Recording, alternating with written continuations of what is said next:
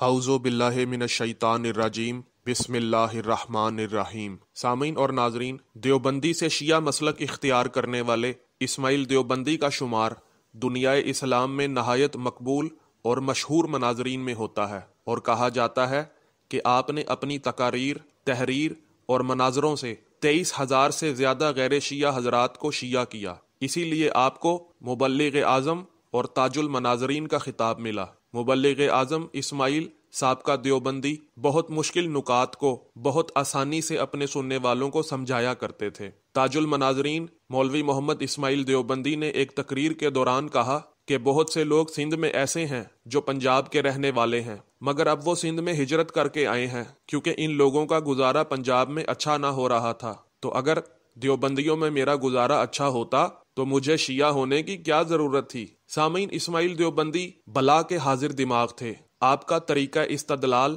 بہت ٹھوس اور ناقابل رد ہوتا تھا۔ آپ اپنے مد مقابل کو دلائل اور حقانیت کی ایسی کاری ضرب لگاتے کہ دشمن محمد و آل محمد علیہم الصلاۃ والسلام دونوں شانے چت ہو جاتا۔ یہی وجہ ہے کہ ایک مناظرے میں جب تاج المناظرین مولوی محمد اسماعیل دیوبندی سے کسی نے سوال کیا کہ حضرات شیخین یعنی ابو بکر اور عمر کا مولا علی علیہ الصلاۃ والسلام سے بڑا پیار تھا، وہ آپس میں بڑے شیر و شکر تھے، تو آپ لوگ انہیں کیوں نہیں مانتے؟ تو اس پر حاضر دماغ مبلغ اعظم مولوی اسماعیل دیوبندی نے جواب دیا کہ پنجتن پاک میں سے کسی کو حضرت شیخین سے راضی تو دکھاؤ تو ہم بھی انہیں مان لیں گے، جبکہ آپ کی بخاری شریف میں لکھا ہے کہ خالف عنا علی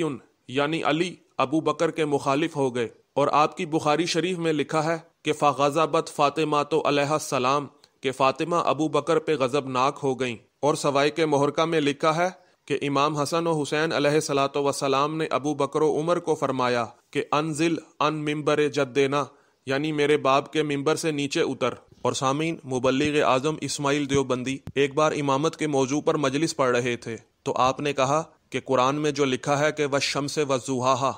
تو اس آیت میں شمس سے مراد سورج ہے اور ضحیٰ سے مراد چاند ہے۔ جیسے سورج سال میں ایک ہی مرتبہ چڑھتا ہے، ایسے نبی بھی ایک ہی ہوتا ہے۔ جیسے سال میں چاند 12 ہوتے ہیں، ایسے امام بھی 12 ہوتے ہیں، اور جھگڑا بھی ہوتا ہے پہلی کے چاند پر ہی ہوتا ہے کہ چڑھا ہے کہ نہیں چڑھا۔ اسماعیل دیوبندی کہتے ہیں کہ کبھی 10ویں کے چاند پہ جھگڑا نہیں ہوا، تو پہلی کے چاند کو ذرا غور سے دیکھنا پڑتا ہے۔ چاند صحیح نظر آ گیا تو عید بھی ٹھیک ہوگی، چاند ٹھیک دیکھ لیا تو عید کی نماز بھی ٹھیک ہوگی، چاند درست دیکھ لیا تو قربانی اور حج بھی صحیح ہوگی۔ تو صحابہ ہیں ستارے اور امام ہیں چاند، تو تمام ستارے مل کر بھی چاند کی روشنی کا مقابلہ نہیں کر سکتے، تو اسی راستے پر آ جاؤ نا جس پر امامت کے 12 چاند پوری آب و تاب سے اپنی ضیائیں بانٹ رہے ہیں۔ چاند کی روشنی سورج کی روشنی سے ہے، اس لیے بہت زیادہ ہے، ستاروں کی روشنی چونکہ اپنی ہے اس لیے معمولی سی ہوتی ہے۔ سید حامد علی شاہ موسوی نے کہا کہ خاتون جنت حضرت فاطمہ الزہرا سلام اللہ علیہا کے احترام نے مبلغ اعظم اسماعیل دیوبندی کی زندگی بدل ڈالی۔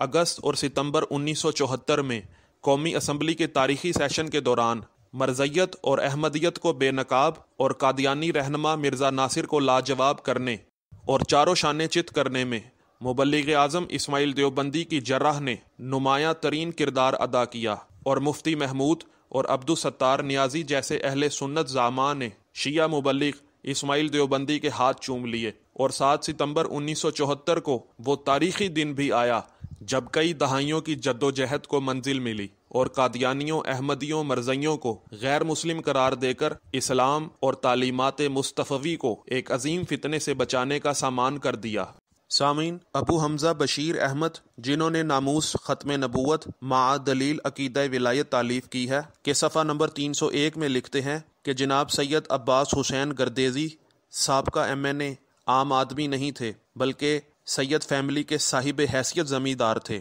پارٹی کے بانی اراکین، وزیر اعظم کے دستے راست، قریبی ساتھی اور ممبر قومی اسمبلی پاکستان تھے، لیکن تقوی ایمان، جذبہ خدمت مذہب کے معنوی آفاقی رنگ میں رنگے ہوئے تھے۔ اس روحانی رنگ نے انہیں ذات کی انا سے اعلیٰ بنا دیا تھا۔ اسماعیل دیوبندی علی اللہ مقامہ اس وقت 70 سال کے تھے جب سید عباس حسین گردیزی نے خود اسماعیل دیوبندی کے لیے کرسی اٹھائی اور ان کو کرسی پر بٹھایا، اور ہمارے سامنے کسی کو کہے یا شامل کیے بغیر 7 والے بڑے کمرے کی اپنے ہاتھ میں برش لے کر صفائی شروع کر دی۔ اسماعیل دیوبندی اللہ مقامہ نے جب یہ منظر دیکھا تو اپنے شاگرد کو حکم دیا، تم ملتانی ہو، ملتانی سید کا کمرہ صاف کر دو۔ تو ابو حمزہ بشیر احمد کہتے ہیں کہ میں آگے بڑھا اور اس متقی مومن سید نے مجھے موقع دینے سے انکار کر دیا اور کہا کہ بیٹا، محمد اسماعیل کا حکم بھی سر آنکھوں پر، لیکن یہ میری زندگی کی تمنا تھی جو میں پوری کر رہا ہوں کہ کبھی وکیل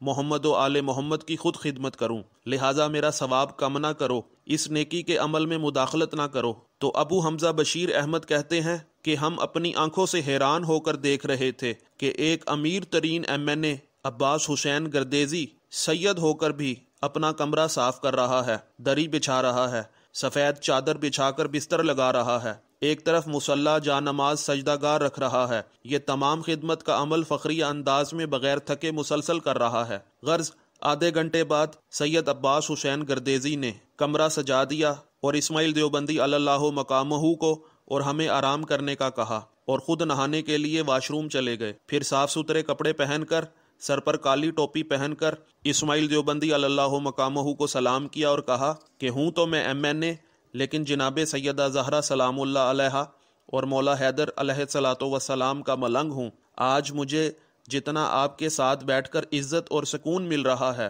وہ MNA بن کر وزیر اعظم کے ساتھ بیٹھ کر کبھی حاصل نہیں ہوا۔ مجھے لگتا ہے میری زندگی کا مقصد مجھے مل گیا ہے کہ میں اس عالم کی خدمت کر رہا ہوں جو ناموس رسالت سیدہ فاطمہ سلام اللہ علیہا کے والد حضرت محمد مصطفیٰ صلی اللہ علیہ وآلہ وسلم کے تاج ختم نبوت کو بچانے کے لیے آئے ہیں۔ سید عباس حسین گردیزی نے اسماعیل دیوبندی اللہ مقامہ سے کہا کہ جناب، میں جہاں دیدہ پختہ فکر آدمی ہوں، تمام سنی مولوی اور بڑے بڑے دعوے داران علم و اجتہاد کو قریب سے جانتا ہوں۔ اکثر افاضلین قم و نجف میرے حلقہ احباب میں سے ہیں۔ یہ سب دعوے داران علم اچھے زائرین سالار قافلہ تو بن سکتے ہیں، لیکن دفاع اسلام کرنے والے جید عالم نہیں بن سکتے۔ اس پر مناظر اسلام مبلغ اعظم اسماعیل دیوبندی اللہ مقامہ نے ہنستے ہوئے کہا کہ قبلہ سید عباس حسین شاہ گردیزی صاحب، میں تو دیوبندی سنی سے شیعہ ہونے والا نووارد مولوی ہوں۔ آپ کے مروجہ مدارس محراب ممبر پر مجھ سے بڑے بڑے علامے فہامے، مدعیان علم و عرفان، صاحب اجتہاد، عظیم علماء، علامہ گلاب علی شاہ ملتانی، علامہ اختر عباس نجفی آف کوٹ ادو، علامہ محمد حسین ڈھکو آف سرگودا، علامہ سیف اللہ جعفری سابق دیوبندی، علامہ سید محمد یار شاہ مظفر گڑھی آف علی پوری، علامہ غلام حسین نجفی پرنسپل جامعۃ المنتظر جیسے بزرگ مدعیان علم و اجتہاد موجود ہیں۔ ان محترم علماء کرام کو آپ مرزئی احمدی مسئلہ کے حل کے لیے بلا لیتے تو یہ حضرات اپنے علم مطالعہ سے فی الفور مسئلہ حل کر کے قوم و ملت کا سر بلند کر دیتے، جبکہ میں تو ایک فقیر ٹائپ درویش مولوی ہوں جو ساری زندگی کتابوں کے بکس اٹھا اٹھا کر در بدر مجالس ہی پڑھتا رہا ہوں۔ تجار عمرہ میں نہ میرا کوئی رابطہ ہے، نہ عالمی سطح پر کوئی قابل ذکر شہرت رکھتا ہوں۔ مجھے تو جناب سیدہ زہرا سلام اللہ علیہا کی محرومی اور حضرت امام حسین علیہ الصلوۃ والسلام کی مظلومیت اور سیدہ زینب بنت علی صلوات و سلام اللہ علیہا کے صبر جمیل نے شیعہ بنایا ہے۔